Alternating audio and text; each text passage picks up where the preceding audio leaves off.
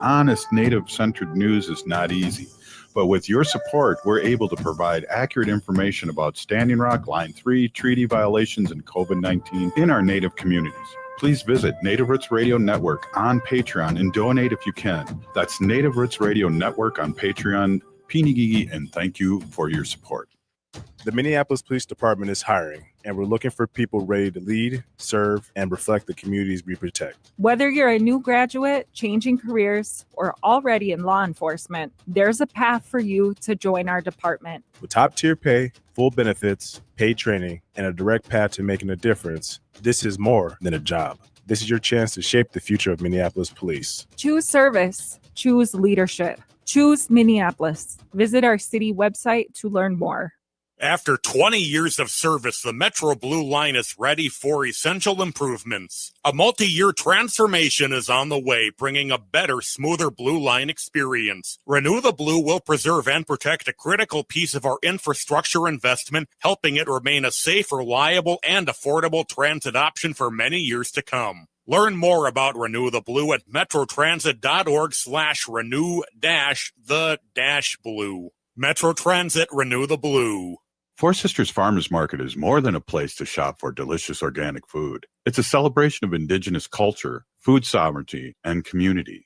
Now in its 11th season, the market offers healthy, affordable, culturally appropriate local foods every Thursday from 11 to 3. Located on the American Indian Cultural Corridor off Franklin Avenue, Four Sisters Farmers Market is a project of NAGD. Every Thursday now through October, discover more about Four Sisters Farmers Market by visiting nagd.org. The city of Minneapolis is now on Native Roots Radio with Minneapolis AIR. AIR stands for American Indian Relations. Guest host Christine McDonald talks to people about important things affecting the city's Native communities. Minneapolis AIR dives into topics like public safety, public health, elections, and so much more. Tune in to Minneapolis AIR on Native Roots Radio from 5 to 6 p.m. on the second Wednesday of every month, right here on AM 950. With your AM 950 weather, I'm Patrick Lilia. Tonight, partly cloudy with a low of 58. Then Tuesday, patchy fog and sunshine with a high of 74. Chef Carrie's always got something exciting cooking at Nightingale in South Minneapolis on the corner of 26th and Lindale. Don't miss out on the famous Nightingale burger or the ginger tamari chicken wings. Visit nightingalempls.org to learn more or place a takeout order. Portions of Native Roots Radio may be pre-recorded. It's a good day to be Indigenous. Get up, stand up. They are going to become more brutal. Couldn't cut, hit me cut again. Because all the hippies were trying to be Indians anyway.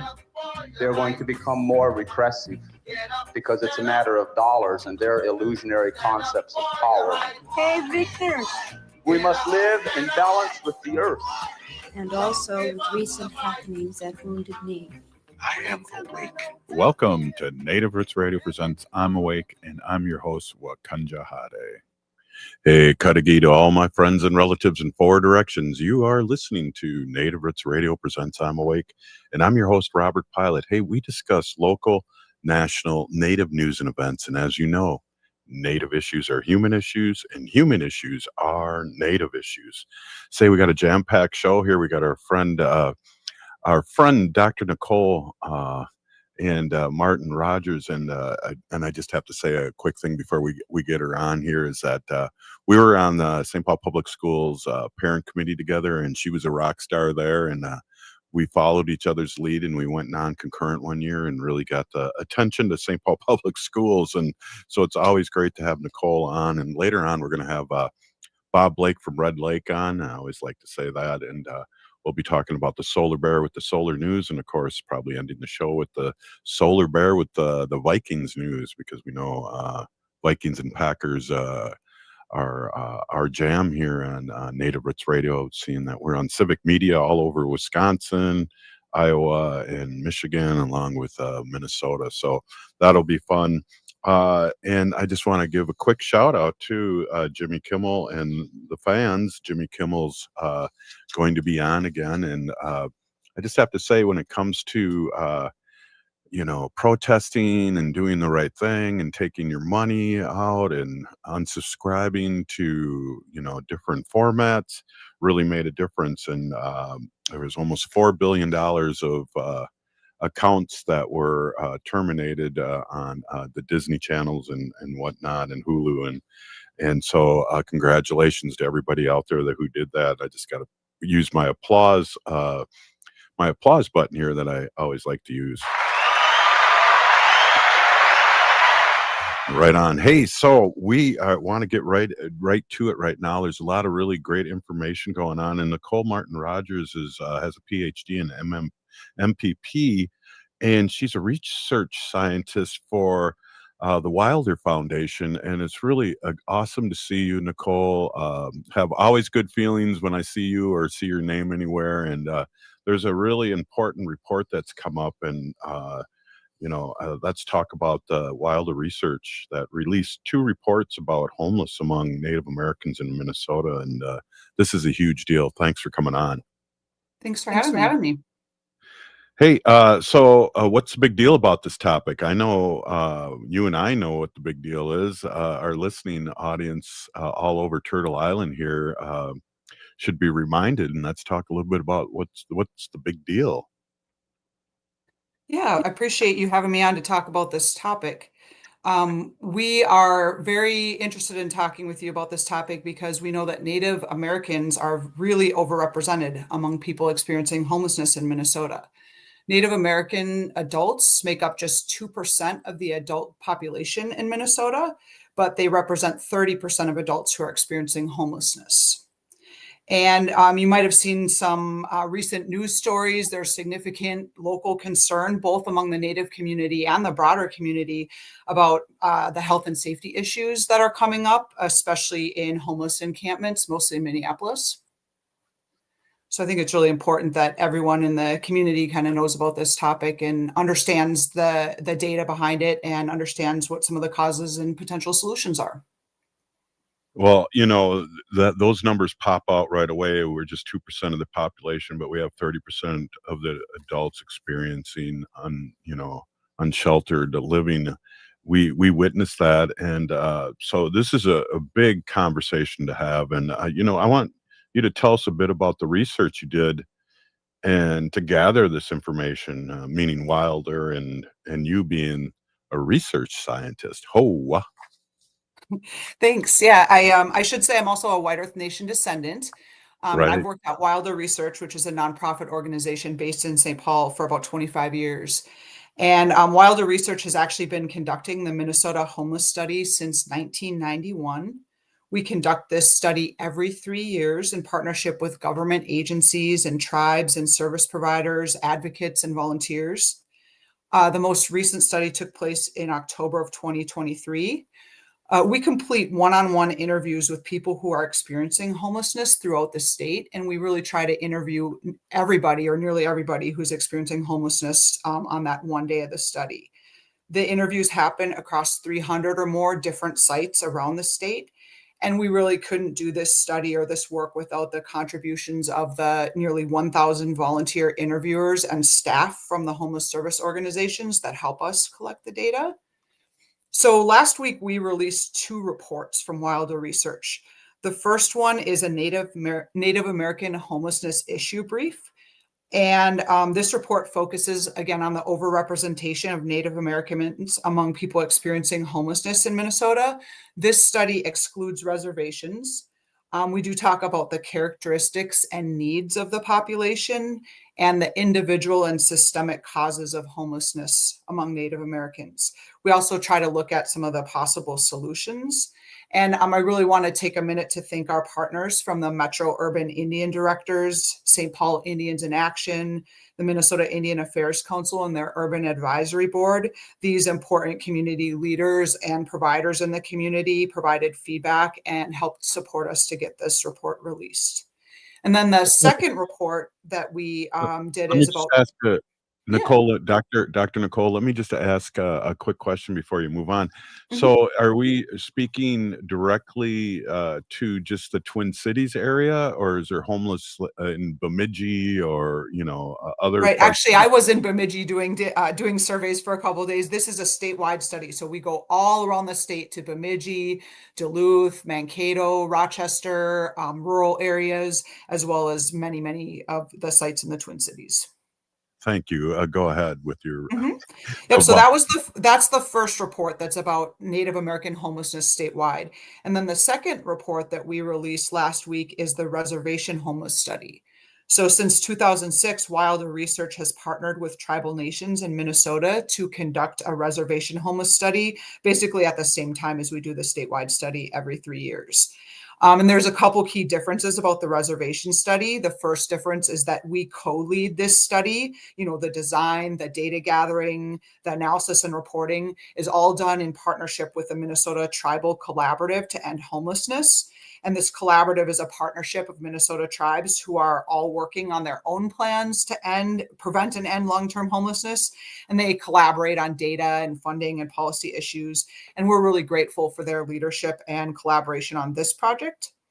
And then the second difference that I should just tell you about quickly is that the statewide study only includes people who are literally homeless, according to the Federal Department of Housing and Urban Development definition. And in the reservation study, we also include people who, as well as folks who meet the literal definition of homelessness, we include folks who are precariously housed and doubled up. We know that the picture of homelessness looks a little bit different on reservations, which is why we include those folks. Wow, that's amazing. And the numbers again on the res, we have 30% or versus 51%. Is that what I'm hearing? On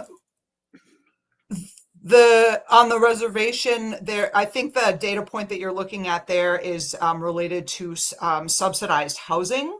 So we saw that reservation respondents were less likely to be on a waiting list for subsidized housing compared to people who are experiencing homelessness in greater Minnesota. That indicates that there's probably less supply or less available subsidized housing on reservations. Wow. Okay. Well, shoot. We're going to take a quick break here. We got about 30 seconds before we take a break.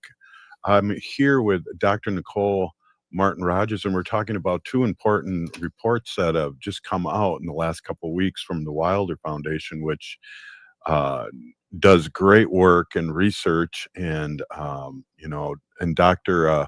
Nicole MartinRogers, I know, is super smart. So this is just an awesome conversation we're having here, and we're going to take a quick break. This is Native Roots Radio, and we'll be right back after this short break. Please stay with us. Hoa.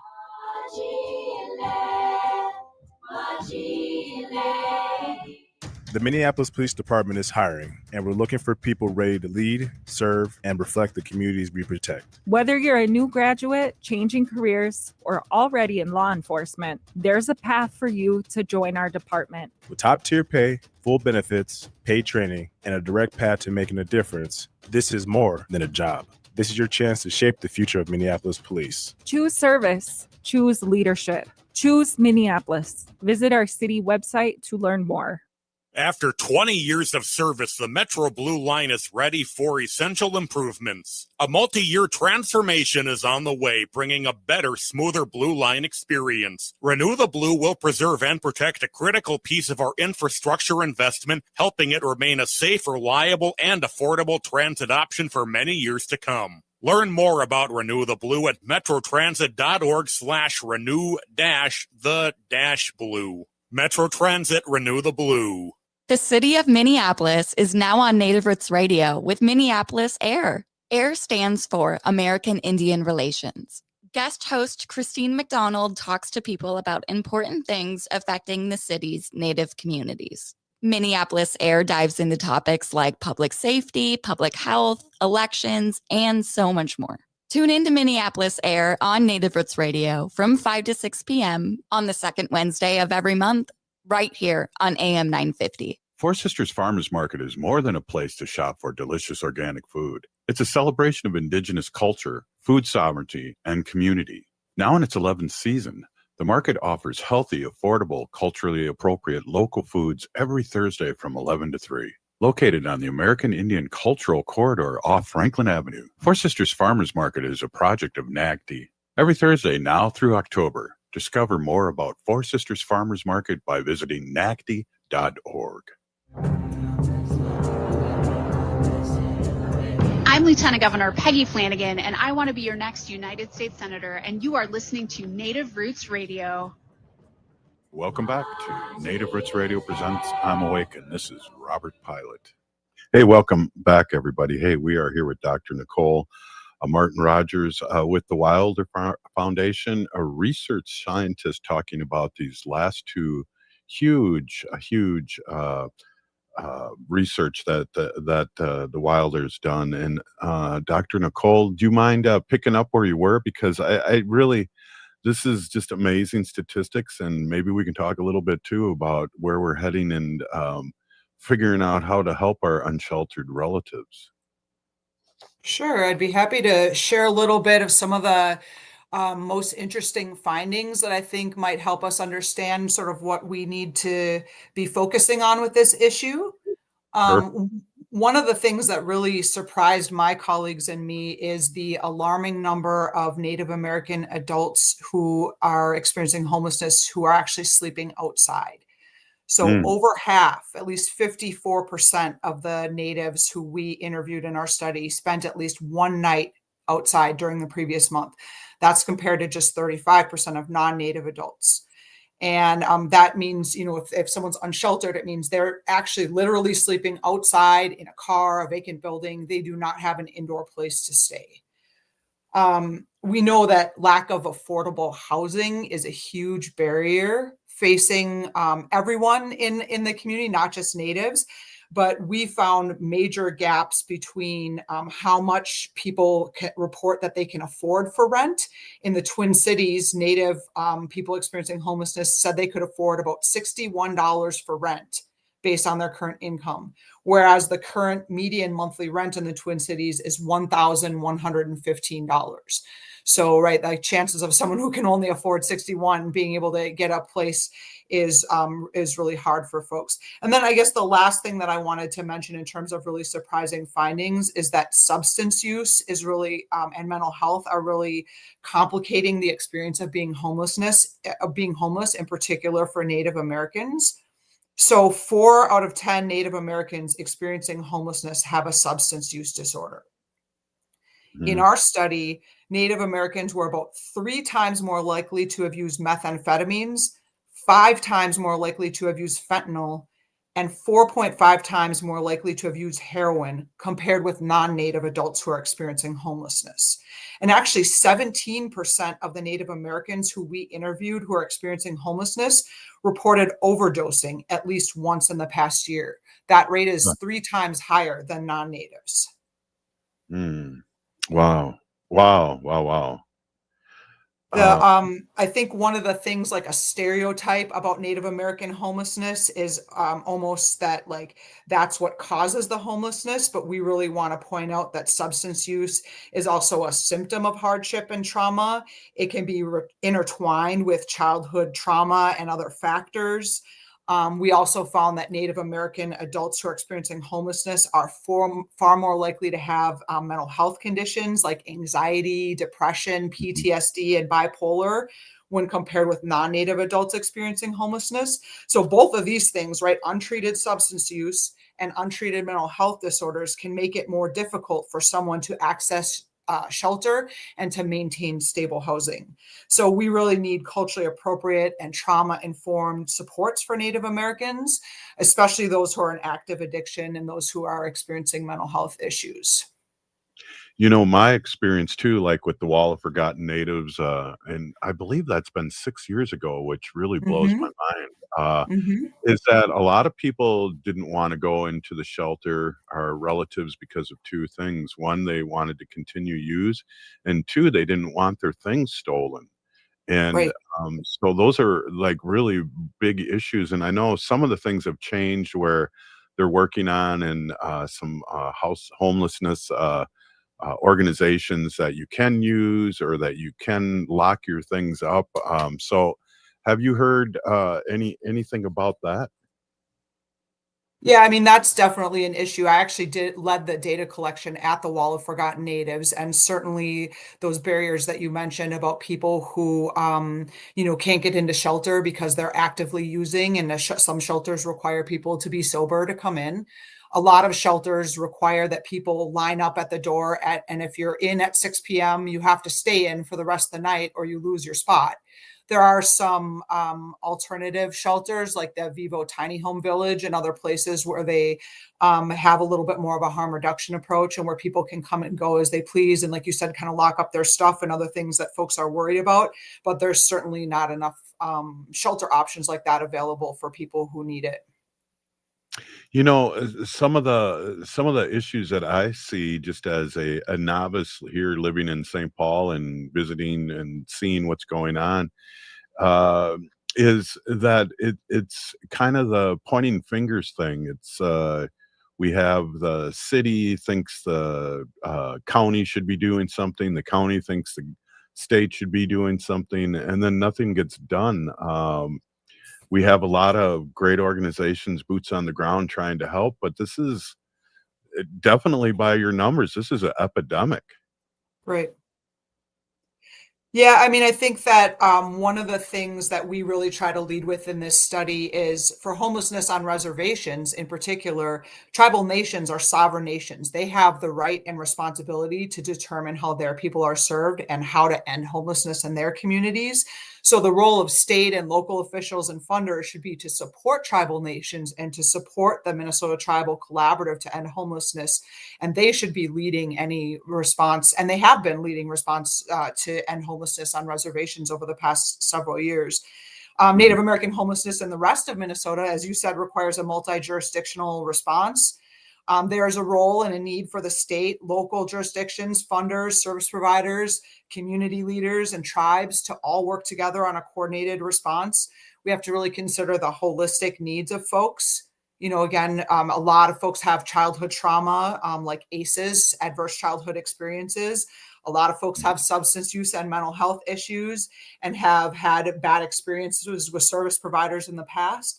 So we really need to make sure that we have trauma-informed and culturally responsive solutions for Native people who are homeless, again, including access to substance abuse and mental health services. This is a systemic problem, right? There's historic and systemic causes for this. A lot of the dominant mindset is to kind of blame individuals, like they're just lazy, they're just drug addicts, that's why they're homeless, they just didn't get proper home training or whatever it might be. But really, there's a lot of historic factors. This audience, I'm sure, knows a lot about the things I would talk about, like colonization, loss of culture, genocide, boarding schools, removal. There was a federal government act to relocate natives from reservations to urban areas in 1950s. All this contributed on a systemic level to the disproportionate rate of homelessness among American Indians. So that kind of means we need to have a disproportionate response or solution to it, right? All hands on deck, significant resources need to be devoted because this is a problem that has built up over generations and years and was really intentional on the part of the federal government to some degree to get this to where it is right now, to get this problem where it is right now. Well, I'm going to ask you before the segment's over what's a call to action, but one of the things I wanted to ask you is who's reading this report and who should read the report? So those are almost two different people, I think. Right. Well, anybody can read the reports. So they're public reports. They're available on our website at mnhomeless.org. So anyone who's interested in the issue can read it. We have distributed the report to, local media, both mainstream and Native focused media. So hopefully the Native community and the general public will have their awareness raised a little bit through that. Really, policymakers and folks who work for state, the funders, local, Hennepin County in particular. I don't think that I mentioned that for among all the Native Americans who are homeless that we surveyed who are not on a reservation, nearly half, 40% of those are in Hennepin County. So any solution that we're talking about in Minnesota also has to be focused on Hennepin County because that's nearly half of the the people that are experiencing homelessness. So yeah, it's a So big it's issue. a big ask.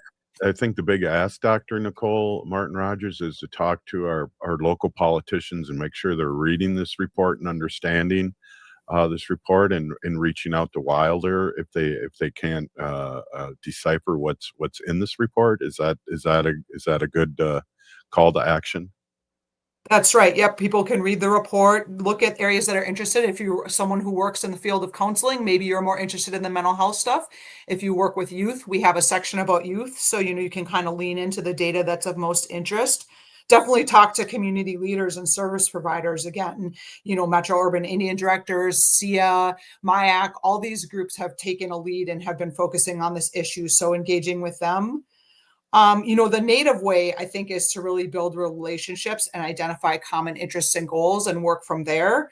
So hopefully people can, see there's a need. You can volunteer with that service providers in the community. There's a lot of service providers that take volunteers to help cook a meal for people at the end of the night or help folks with other things that they might need.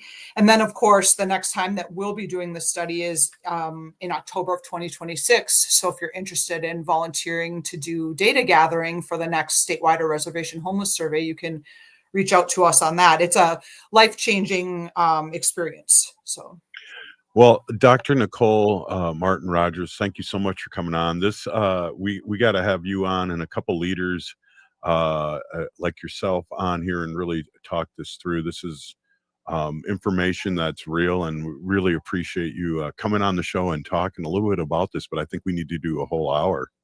Yeah, Chimigwech, I appreciate you having me, and I would definitely love to do that, and also love to give some space to the community leaders who work directly with folks experiencing homelessness so that they can share what some of the biggest needs and solutions are. One more time, what's the website again for this information? mnhomeless.org. Thank you so much, Dr. Nicole MartinRogers. I really appreciate you coming on to Native Roots Radio. Miigwech. After 20 years of service, the Metro Blue Line is ready for essential improvements. A multi-year transformation is on the way, bringing a better, smoother Blue Line experience. Renew the Blue will preserve and protect a critical piece of our infrastructure investment, helping it remain a safe, reliable, and affordable transit option for many years to come. Learn more about Renew the Blue at metrotransit.org/renew-the-blue. Metro Transit, Renew the Blue. Four Sisters Farmers Market is more than a place to shop for delicious organic food. It's a celebration of Indigenous culture, food sovereignty, and community. Now in its 11th season, the market offers healthy, affordable, culturally appropriate local foods every Thursday from 11 to 3. Located on the American Indian Cultural Corridor off Franklin Avenue, Four Sisters Farmers Market is a project of NAGD. Every Thursday now through October, discover more about Four Sisters Farmers Market by visiting nagd.org. The Minneapolis Police Department is hiring, and we're looking for people ready to lead, serve, and reflect the communities we protect. Whether you're a new graduate, changing careers, or already in law enforcement, there's a path for you to join our department. With top-tier pay, full benefits, paid training, and a direct path to making a difference, this is more than a job. This is your chance to shape the future of Minneapolis police. Choose service. Choose leadership. Choose Minneapolis. Visit our city website to learn more. Greg Bakken here. Like you, I love good, fresh, delicious food. So I want to tell you about this treasure in Roseville called Maverick's Real Roast Beef. Maverick's has the best roast beef sandwiches I've ever had. Made fresh every order. Add fries or onion rings dropped in the fryer when ordered, and you have a winning combination. Maverick's Real Roast Beef has a lot more than roast beef, so check out their website, mavericksbeef.com, or check out their restaurant on Lexington in Roseville. Minnesotans age 65 plus might qualify for Health Partners Minnesota Senior Health Options. The easy all-in-one plan includes personal support, coverage for medical, prescription drugs, and dental, plus many extra benefits. Eligibility information is available at healthpartners.com/oneplan. Health Partners is a health plan that contracts with both Medicare and the Minnesota Medical Assistance Medicaid program to provide benefits of both programs to enrollees. Enrollment in Health Partners depends on contract renewal. This year, the adventure is calling louder than ever before. Craft your own magic at the Wicked Wand Workshop. Race for glory at the Ninja Warrior Challenge. Or battle for honor at the Viking Invasion. Plus, enjoy classic favorites like live armored combat jousting. Or slay your hunger with tasty turkey legs. The Minnesota Renaissance Festival is back with new adventures. Get your discounted tickets now at select Quick Trip, Walgreens, Cub Foods, and Menards locations. Or at RenaissanceFest.com. Huzzah! End-of-life decisions are not easy to make. Hi, I'm Mary T. of Mary T. Hospice Care. It's important to make sure that this difficult time is meaningful and comforting to you and your loved ones.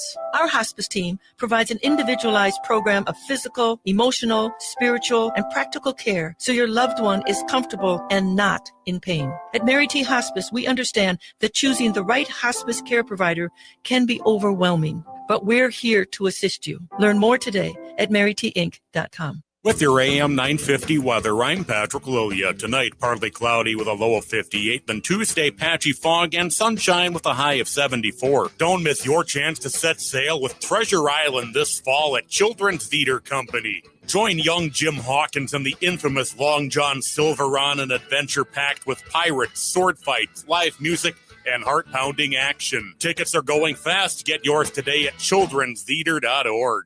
AM 950 KTN up, St. Louis Park, Minneapolis, St. Paul.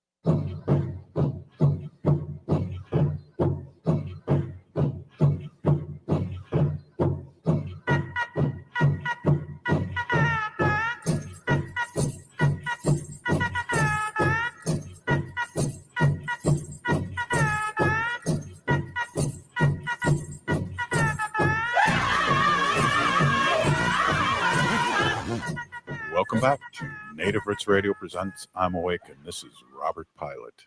Hey, Kadagi to all my friends and relatives. Welcome back. This is Native Roots Radio. Hey, we have our friend Bob Blake with SolarBear with the Solar News and Sports. And we got a lot to talk about here. First, Bob, if you don't mind, I want to just switch gears just for a second and talk a little bit. I don't know if I know you were stuck in traffic, but Jimmy Kimmel is going to be on tomorrow night, and talking about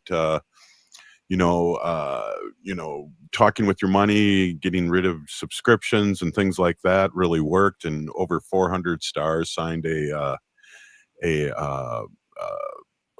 support for him and people that work for Disney. And so it does work to push back, and so I'm happy that at least at this point right now that we have freedom of speech, at least for a little bit. Welcome, Bob. So, I did not hear about this yet, Robert. And Great. So this means then I can get back my Disney subscription because I canceled it. Exactly. Yeah, exactly. People that canceled the subscription. And then $4 billion. $4 billion, Bob. And then I found out that Netflix is like working with like Stephen Colbert and Rachel Maddow. Someone told me that they're working together for a show. So I was like going to up my subscription to Netflix. I already have the subscription, but I was going to do like the more expensive one, Oh yeah, that's right. Cool. Well, it's good news, and it shows that protesting does work. Right, Robert. And I think what, it really does is that like when we make making decisions with our pocketbook really does matter. And unfortunately, that's the society that we live in, and that's the model. Capitalism is the model that we have. So when you vote with your pocketbook and you make choices, like it or not, that really does affect what happens out here. So I think Bob, it's great. Almost $4 billion in subscriptions were canceled. Wow. $4 billion in subscriptions. That is something I think I paid like $16.99 or something. You're in that. It wasn't cheap. I mean, it's $20 a month, just to watch The Empire Strikes Back once a month. You know what I mean? I'm serious. I feel like that's all I did, Robert, was watch The Empire Strike, because I'm always so busy. I felt like I was just watching The Empire Strikes Back like one time a month. I mean, honestly. Indiana Jones and the Temple of Doom like once a month. Really, that's what it came down to. Jeez. But I mean, but Robert, it really does go to show though that that we do have the power. People, your vote does matter, and that's why in this next election we really got to make our politicians hear our voice. Yeah, definitely. And you and I have been talking about this for almost 9 years here on Native Roots Radio. A couple different presidencies, and a lot of different legislators coming in and out. That we are also not only paying with subscriptions, but with our vote for sure. Yeah, and Robert and I, this isn't the time to lay over. This isn't the time to give up. This is the time that we have to fight back, and we have to do it peacefully.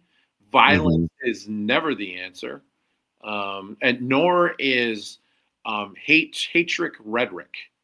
Spreading hate is not the answer. No. I always go back to that John Trudell saying, "We have to beat them with our minds."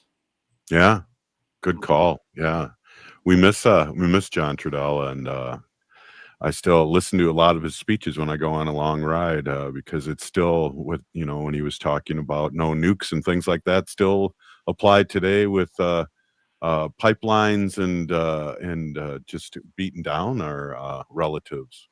Well, I'm glad you brought that up, Robert, because that's a perfect segue into the SolarBear with the Solar News. Right. And one of the, what's happening, Robert, right now is there's an article out right now from a Sierra Club report that they did, and they're finding that utilities across the country are stepping back from their climate plans and their climate goals. And one of the main reasons is because of the amount of data centers that are being scheduled to be built and come online. So how are they going to manage the power that these data centers are going to need? I've seen reports where almost like with all the renewable energy that we're putting online, we'll just go straight to data centers. So this is they something. use water too, don't they, Bob? I mean, to keep them cool. Yes, that's exactly right. The water cools the data center, and then that recycles, and then it goes back out. But like we have to think about like how is our drinking water, and the energy that we're trying to fight climate change with. We're supposed to be fighting climate change with all this renewable energy, not supporting these data centers. Like, how is that going to work? So. This is something that, obviously has to be talked about. And then with this administration rolling back its, renewable energy plan, this is really kind of a bad timing for this. So with all this happening, the utilities are thinking about how do they walk back on their climate goals. Robert, we have one of the biggest typhoons right now, hurricanes, in heading towards the Philippine Islands right now. And it is the strongest storm ever recorded on the planet. Jeez, We just had an earthquake too this morning. This is going to be, par for the future. You go out and play golf, 5 par. This is going to be par for the course for the future, everyone. So I think we're really going to have to rethink and say to ourselves what's going to be more important, our iPads or a planet to live on. So can we have both? I don't know, but we can't be rolling back protections for the planet, for the environment, and at the same time we got to continue to make investments in renewable energy. And so these are some quadrums that we're going to have to face, and I don't know if this is the administration that can quite handle it. Well, and the sad thing is, all over the world, they are trying to handle that. Like, didn't you report a couple weeks ago that China has like a ton of renewables, and they're going full force and full blast on it because they see climate change and things like that happening. Yeah, there's projections out there that solar is just gonna jump exponential over the next 10 years. Yeah. You've heard it right here on Native Roots Radio Network. SolarBear, the Solar News, has been talking about this for a long time, and the projections are off the charts. So, with that being said, the rest of the world is moving forward. Here in this country, what are we going to do? You know what I mean? So, another story, geothermal, Robert, coming out of northeastern Iowa, Western Union. They're putting in a geothermal network in their entire city. So kind of something similar to downtown St. Paul. As a matter of fact, St. Paul is like one of the places where everybody from around the country comes and looks at this geothermal network that the city of St. Paul has to study it. So they're going to do that down in Iowa. And I think that's really great because I think we need to have more and more of these other renewable, stuff being put together, right? Yeah, Bob, is that the big? I see steam coming out of there during the summer. Is that what you're talking about? It's just a huge thing right off the. I did not know that was a geothermal thing.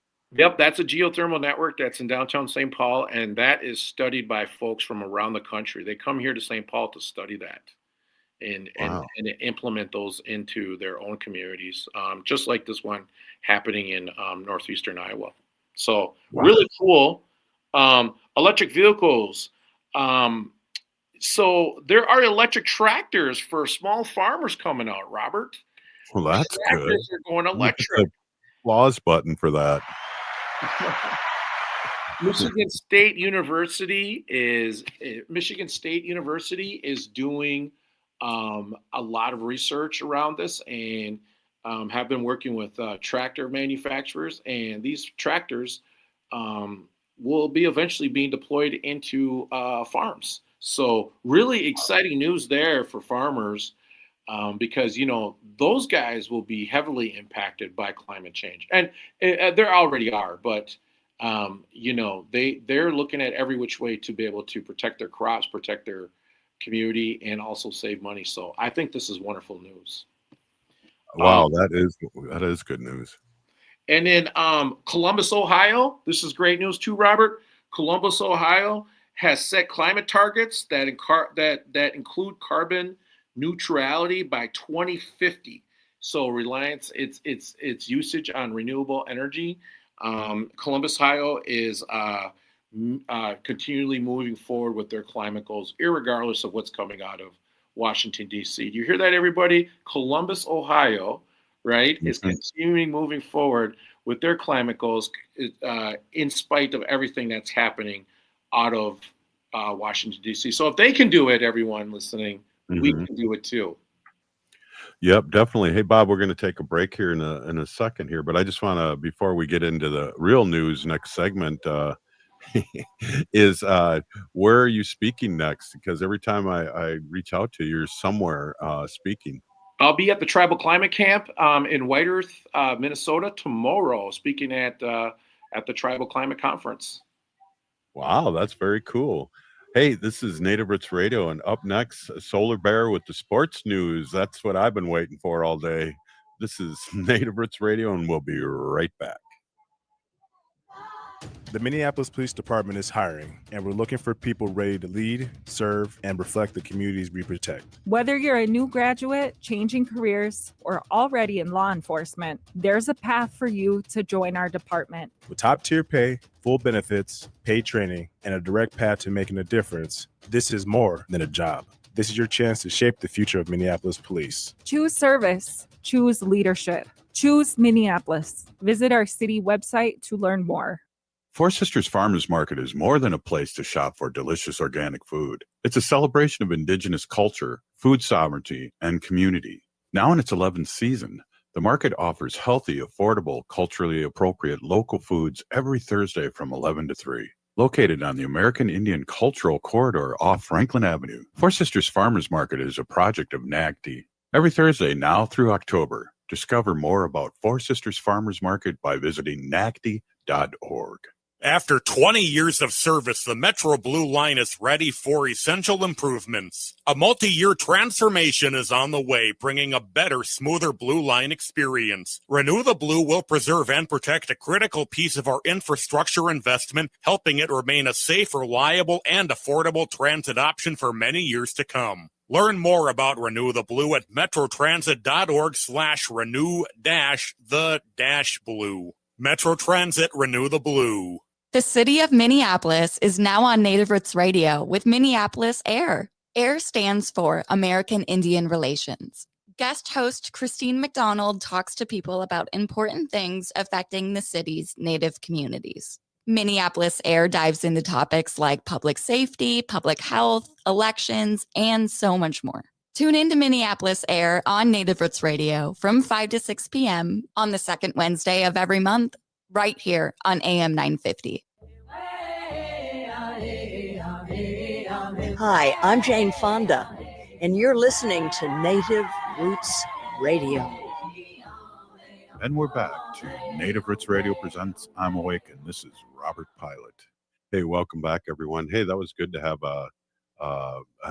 her, Jane Fonda, as a bumper, because you remember she was married to Ted Turner, who owned the Atlanta Braves. Hey, this is this is SolarBear with the sports talk here, and we're going to talk a little Vikings sports and of course the Packers too, because we're all over civic media and we don't want to leave them out. Is this the Max Brosmer era coming up here? What's that's awesome that we got this young gopher that got to throw a couple passes and then this big blowout here. Yeah, I thought that was wonderful, Robert. The fourth quarter, he came in, he replaced Carson Wentz. Carson Wentz, Robert, is from North Dakota. He grew up a Minnesota Vikings fan. I saw a picture of him in the old dome with the jersey on, giving a thumbs up. He was at a Vikings game. Yep, he was a big Minnesota Vikings fan growing up, coming out of North Dakota. Went on to play a ball at NDSU and set multiple records up there as a quarterback, playing for the Bison. But terrific opening game. He had some mistakes, but I think as he gets more comfortable with the offense and starts gelling with it, I think that he's going to come into his own. Now he did play for a Super Bowl champion, Philadelphia Eagles, Robert. So he got hurt. He got hurt. He brought him all the way to the championship and then got hurt. So, so I mean, he knows what it's about. He's been in the league for a while, so he knows what to expect. He understands the speed of the game, and I think that he's going to settle in just fine. I think the real story, though, out of this Sunday is Isaiah Rodgers, the cornerback for the Minnesota Vikings. This guy returned an interception, a fumble for a touchdown, both touchdowns, and then got right after that got another fumble. I think it's safe to say he's a lock for Defensive Player of the Week. He was a lock after the first quarter. How quickly the world turns, though, because I was really bummed out. The Packers looked like they were ready to take over, though. I mean, they look strong, offensively, defensively, and then Cleveland, who has a really strong defense, really put it to them this week. Oh, yeah. So that game right there, I mean, and, obviously there was a kick right at the end that won the game. But I mean, those are the breaks in the NFL. That's what they say, Robert. Any given Sunday, any NFL team can be beat, and that's exactly what happened here to the Pack against the Browns. But to be quite honest with you, I thought the Pack had that game. I honestly did. Yeah. Well, we're both 2-1, which is really interesting. If you would have said something last week before this big blowout, the 48-10 victory by the Vikings, I would have been really said, well, we're lucky to win this game, and we're going to be 1-2, and the Packers are going to be 3-0, and it's just the opposite. We're in the game again. We're excited, and I got to hit the applause button again. Yeah, Yeah, and Robert, let's not forget the Milwaukee Brewers.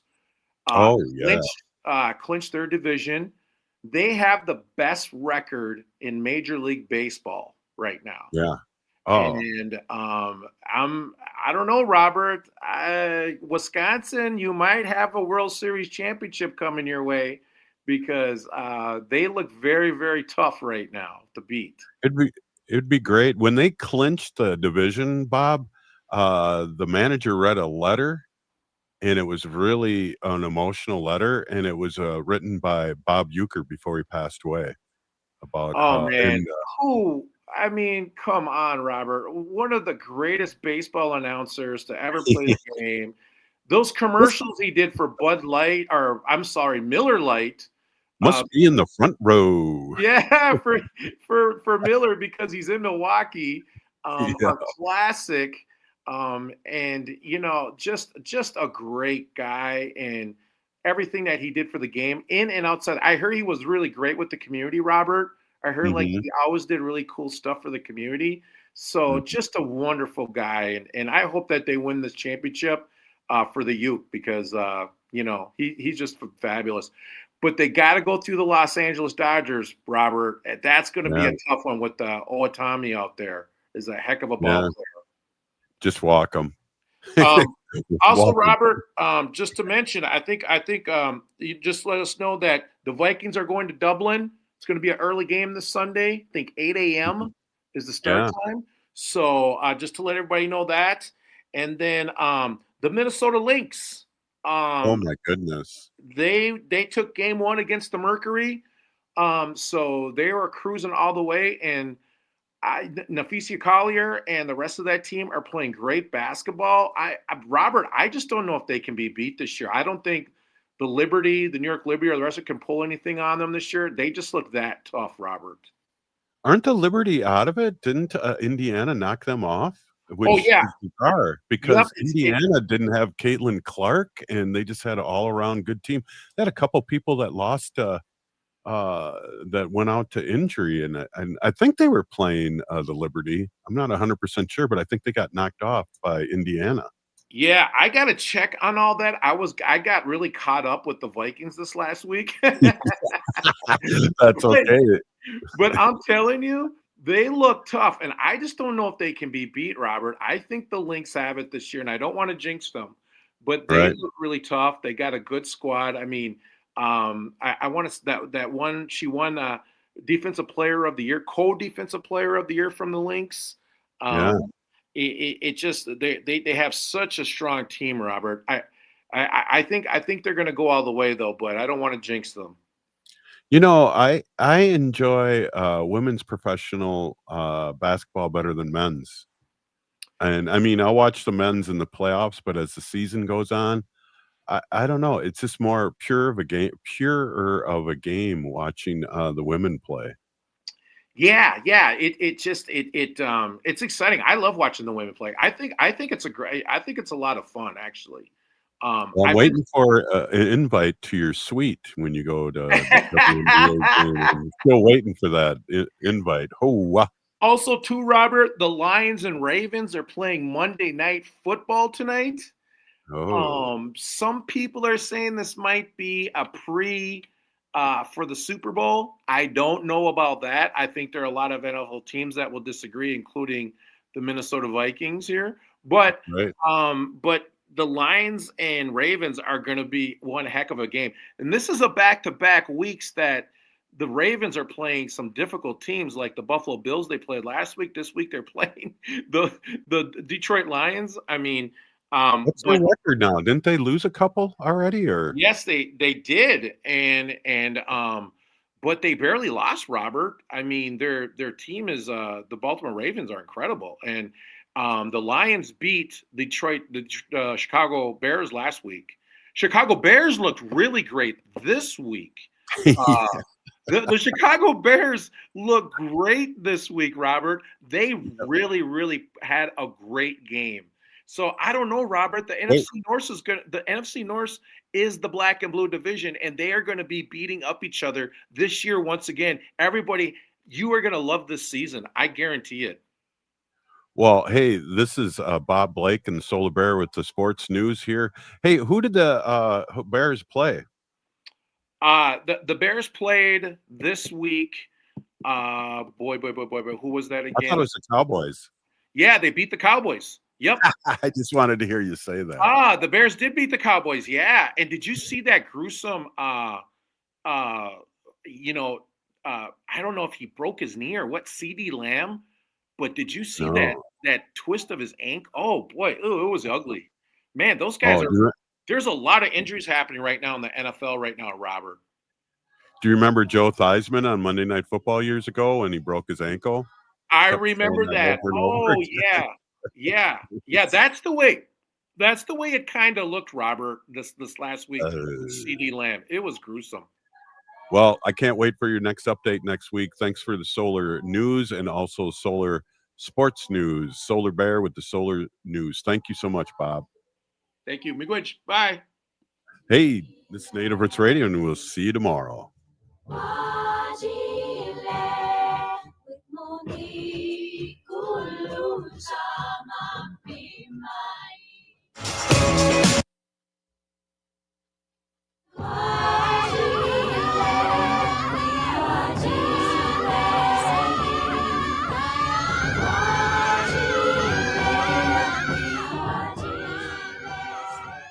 After 20 years of